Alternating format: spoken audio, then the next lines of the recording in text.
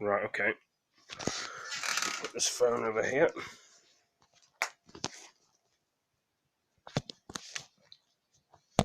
Sorry if the room's a bit of a mess, but there we are. Okay, sorted. Polling station. It would be an insult to the people of this country. And I think here in the West Midlands and elsewhere, the Brexit Party has a massive, massive opportunity to scoop up Labour votes, patriotic Labour voters who've been let down by the Labour Party, and I've put them on notice. Here in the West Midlands, we are coming after the Labour Party, and rightly so.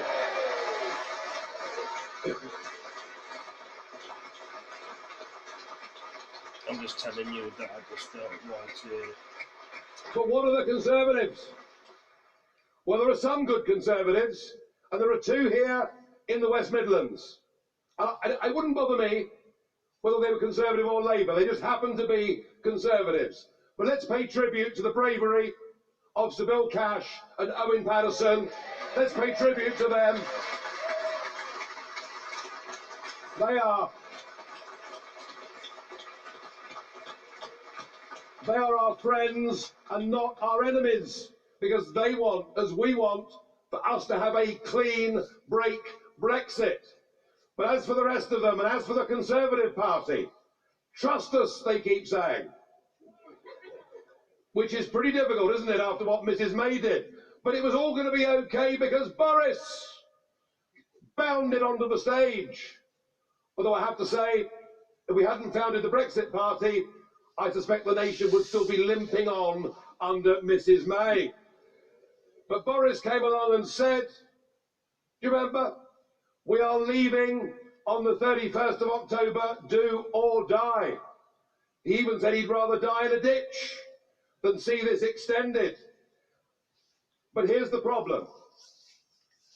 I've made this very public. If Boris Johnson is prepared to go for a clean break Brexit, to lose a few more of the Philip Hammond types, and to stand clearly for us being free, then we, as the Brexit Party, despite our strength, despite our numbers, despite everything, we in the Brexit Party would support that. We in the Brexit Party would wish to have a non-aggression pact, because we in the Brexit Party would always, always, always put country before party.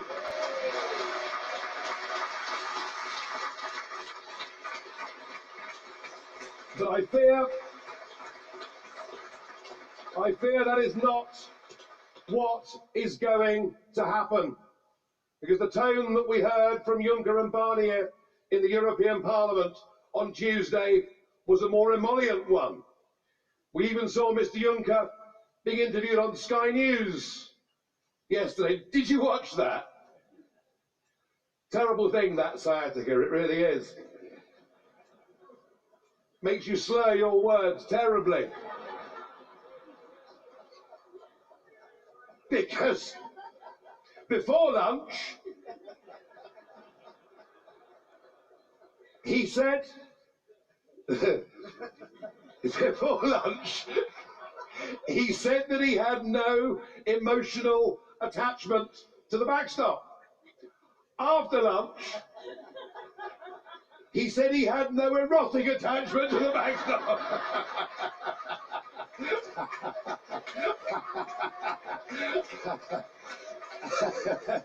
But it's a very serious public meeting, this. No music hall here.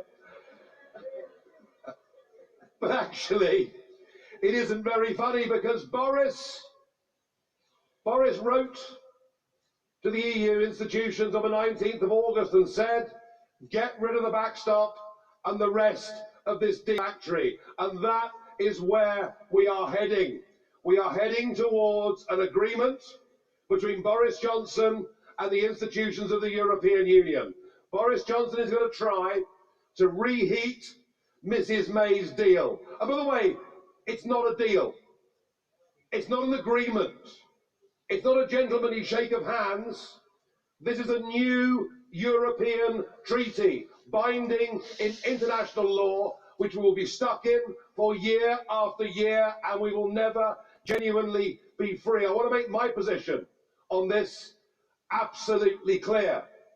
If Boris Johnson thinks he can sell us out, if Boris Johnson thinks he can con us, if Boris Johnson wants to put this before Parliament in the last 2 weeks of October, hope to ram it through and think that we are going to go away, he's got another think coming.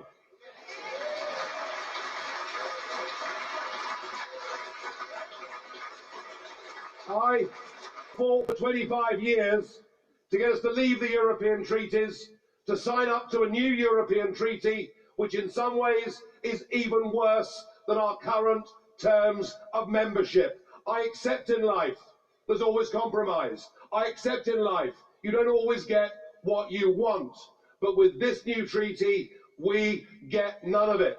So it's up to Boris Johnson. Indeed, it's up to people like Lucy Allen, the MP here in Telford, who makes lots of good Eurosceptic noises, but then goes and votes for this dreaded treaty. We put the entire political establishment on notice. You can think we're going to go away. You can underestimate it if you want. We showed in those European elections what we're capable of. We have spent the summer interviewing, organising, getting ready. We are ready for whatever battle comes, and we know that the hearts and minds of the British population are with us. We want that referendum result honoured.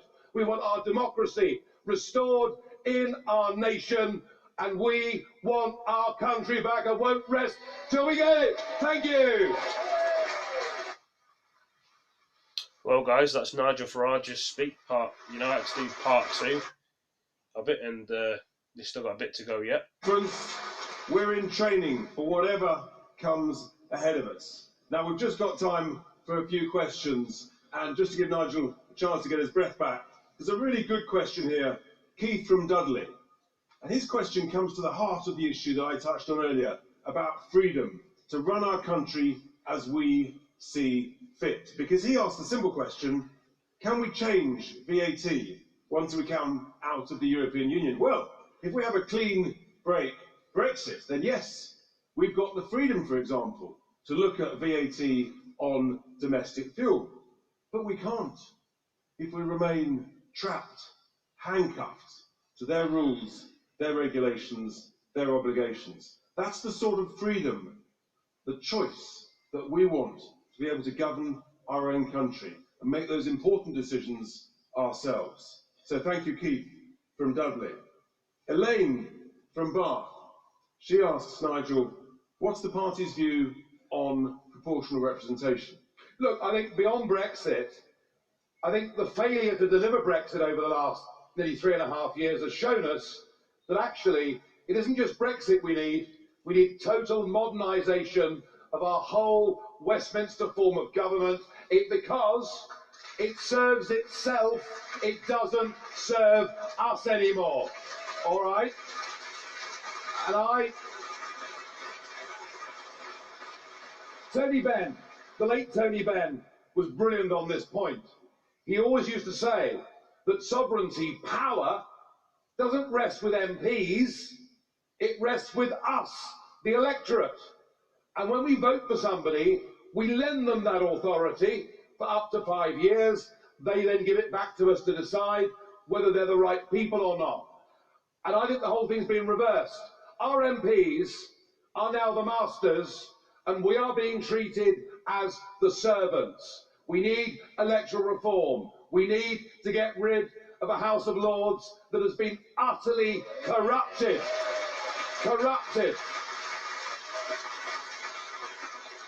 And I mean, some of the people they're sending there.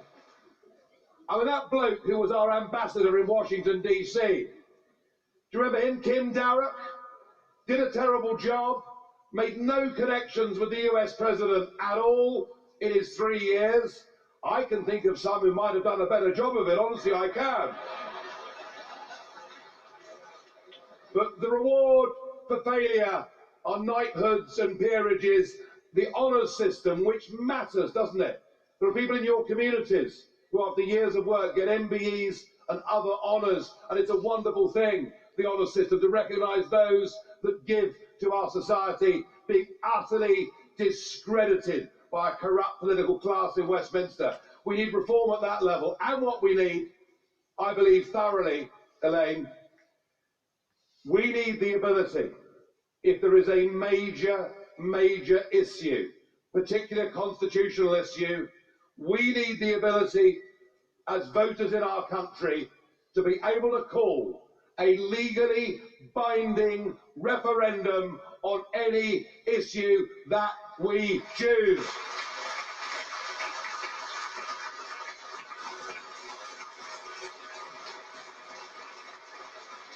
Thank you, Nigel. You also touched on David from Shrewsbury's question about the House of Lords, and he used that rather nice word that we heard earlier this week, pipsqueak, describing the unelected members of the House of Lords as pipsqueaks.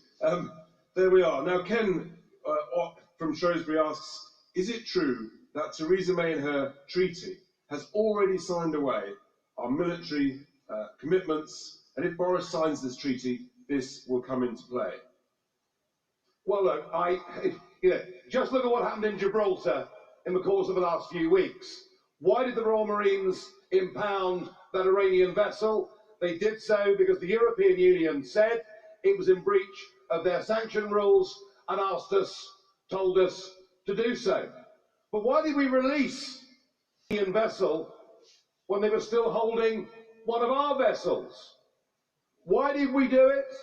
Because the EU were confident that the ship was not now going to break sanction rules, was not going to go to Syria. We released it whilst ours was still impounded, and guess what? It went straight to Syria. And I have to say that deep within the withdrawal agreement, and we don't want to get too technical tonight, but it's a commitment to a European defence force under a thing called PESCO. And let's be in no doubt, they are building a new European Army, Air Force and Navy. When I confronted Nick Clegg with this back in 2014, he said it was a dangerous fantasy to suggest there'd be a European army, but now it's literally being built as we speak. And I want no part of it because it will directly threaten NATO. It will destroy not just our military, but our intelligence sharing with the United States of America and potentially with much of the rest of the English-speaking world. Let's put our faith in NATO. Let's not put our faith in a new European army. And that withdrawal agreement, that new European treaty that Boris wants to try and force through the House of Commons includes giving away far too much in terms of intelligence, in terms of defence.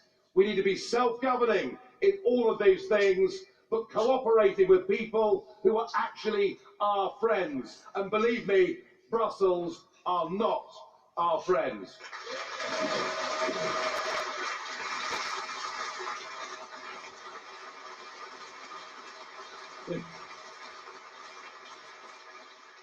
It's amazing during these conferences how often I get the same question.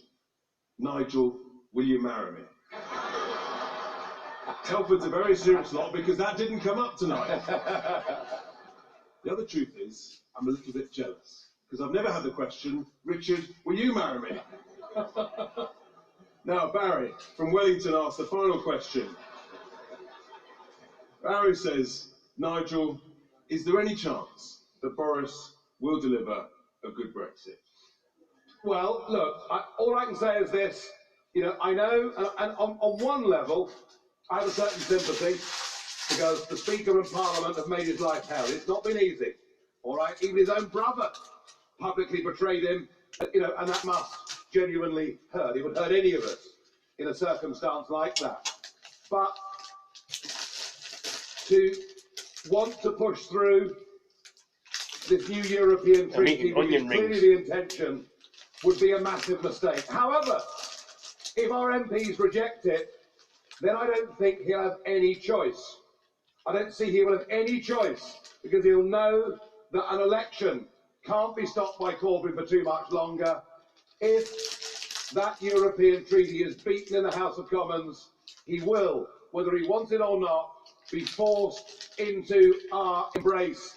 And our embrace means we'll work together in one general election so that we can win a big majority in the House of Commons and get a clean break Brexit. Sometimes it's always darkest before dawn. Keep the faith, keep the belief, and we will do this.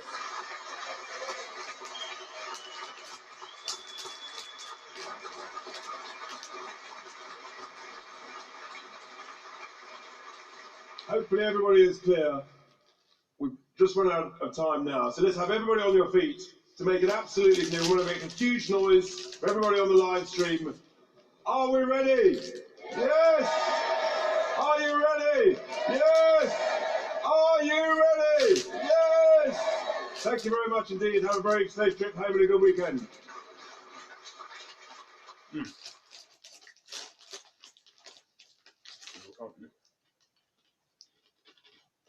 Well, that was Nigel Farage's speech. I hope you guys all enjoyed it. Give 1 hour of it. See what else is on YouTube.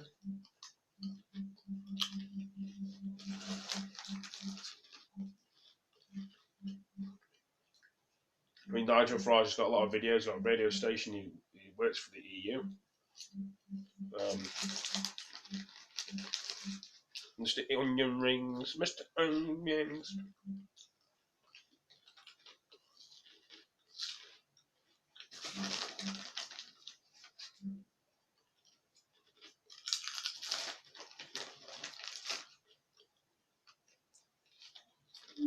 I'll just put this video on here, I'm not going. The phone's not going to fall over.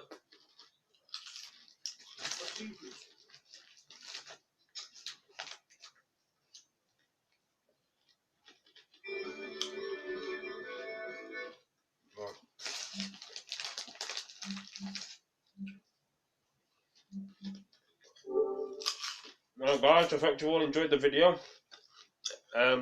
Please like, comment, subscribe, share this video with your friends. I'll catch you in the next one. Alright guys, peace out.